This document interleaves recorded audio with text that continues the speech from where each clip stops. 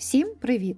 Якщо ви так само, як і я, щодня задаєтесь питанням, щоб його приготувати на обід або вечерю, щоб і смачно, і швидко, пропоную цікавий варіант різоні з грибами у вершках. Це і смачно, і корисно, і головне без заморочок. Все готується в одній сковороді. Кого зацікавило, це відео для вас. Готуємо. Беремо сковорідку побільше, діаметр моєї 28 см, але, думаю, 26 також згодиться. Розігріваємо та викладаємо 450 г подрібнених, як вам більше до вподоби, грибів печериць. Сковорідка має бути суха, без олії. Необхідно спочатку позбутися з грибів зайвої рідини. Тому на середньому чи трохи вище нагріві, періодично помішуючи гриби, чекаємо, поки вся рідина з них випарується. Далі, коли бачите, що пательня суха і самі гриби значно зменшились в розмірі та почали зарум'янюватись, саме час додати сюди трохи оливкової або звичайної соняшникової олії та шматочок приблизно 10 г вершкового масла. Гарно все змішаємо та обсмажуємо декілька хвилин до підрум'янення грибів. Тут головне зберегти баланс і занадто їх не пересушити. Наступною додаємо дрібно нарізану цибулю. Я брала одну середнього розміру та 2 зубчики натертого чи пропущеного через прес часнику. Знову перемішуємо до поєднання і обсмажуємо разом до прозорості та легкого зарум'янення цибулі. Також не забуваємо в процесі періодично помішувати. І коли цибуля стала м'якою, додаємо за смаком сіль та чорний мелений перець.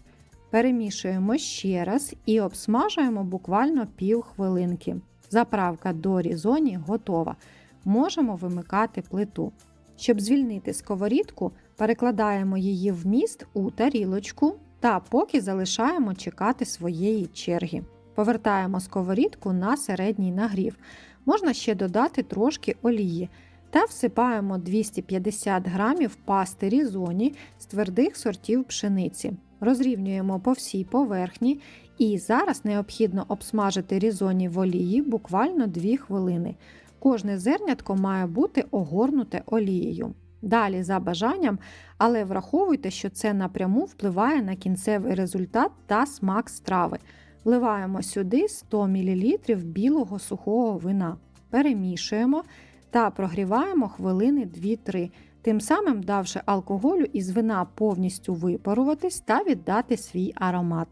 Наступним вливаємо на сковорідку 500 мл овочевого або курячого бульйону. Якщо немає, беріть просто звичайну кип'ячену воду. Бульйон також має бути гарячим. А зараз кожне зернятко розділяємо, щоб все це не склеїлося докупи. Одразу додаємо сюди сіль за смаком, хто скільки любить, але не забувайте, що гриби також вже солоні, та трохи чорного меленого перцю. Інші спеції я не додаю. На мій смак страва і так виходить досить насичена і збалансована. Тепер даємо воді закипіти, потім зменшуємо нагрів плити трохи нижче середнього і уварюємо майже до повного випаровування рідини. І тут саме головне, щоб різоні були не сирими. Необхідно довести їх до стану аль денте. По часу це займає від 8 до 10 хвилин. Не бійтесь пробувати.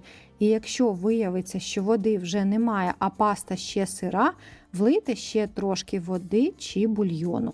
Ось так це має виглядати. Різоні майже повністю ввібрали в себе весь бульйон. По готовності вони саме такі, як мені потрібно, не розварені, як то кажуть, на зубок.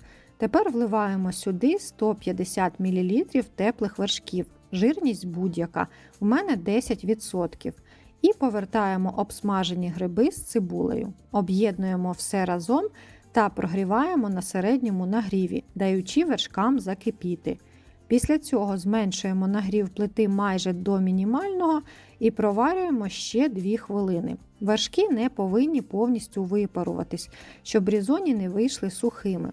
І вже після вимкнення плити всипаємо сюди 20 г тертого сиру пармезан або іншого смачного сиру на ваш смак. Перемішуємо і готово. Така страва чимось нагадує різотто, але замість рису використовуємо пасту. Думаю, тут зайвим буде казати, що подають таку страву одразу, поки вона ще гаряча. І як бачите, все дуже просто. Готується на одній пательні і на вашому столі страва майже ресторанного рівня. Ваші рідні, я впевнена, будуть в захваті. Така паста дуже ніжна, консистенція кремова, а кожен інгредієнт додає свою родзинку та розкриває, здавалося б, звичайну пасту з іншої благородної сторони. І це дійсно неймовірно смачно. Обов'язково спробуйте і переконаєтесь самі. А якщо вам сподобалось це відео, ставте вподобайку та підписуйтесь. Для мене це буде найкращою подякою. Залишайте коментарі під відео, буду рада на них відповісти. Готуйте з душею та любов'ю, і ваші страви завжди будуть неперевершеними. До зустрічі!